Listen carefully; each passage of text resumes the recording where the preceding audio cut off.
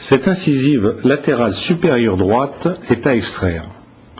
Après dépose de la couronne, on objective effectivement cette carie très sous-gingivale.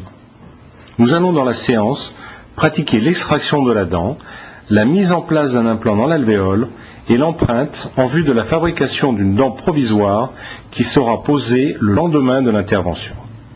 L'examen scanner nous montre la faible hauteur de la racine résiduelle et une quantité d'os tout à fait satisfaisante pour assurer une bonne stabilisation primaire de l'implant. L'extraction doit être le plus atraumatique possible. Un davier est utilisé en première intention avec des mouvements de rotation. Sans succès car le moignon résiduel s'est fracturé au ras de la racine. Nous utilisons alors une fraise Zecchria pour couper cette racine en deux dans le sens de la hauteur. Puis un syndesmotome de Bernard permet de mobiliser les deux fragments. Nous reprenons le davier racine.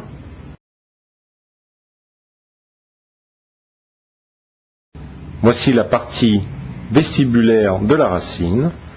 Nous mobilisons encore un petit peu la partie palatine.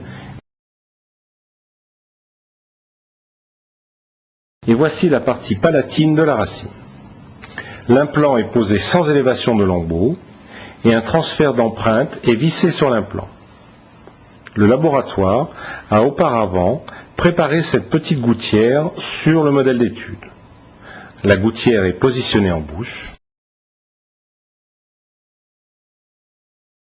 Et, à l'aide de la résine autopolymérisable, nous solidarisons le transfert d'empreinte à la gouttière.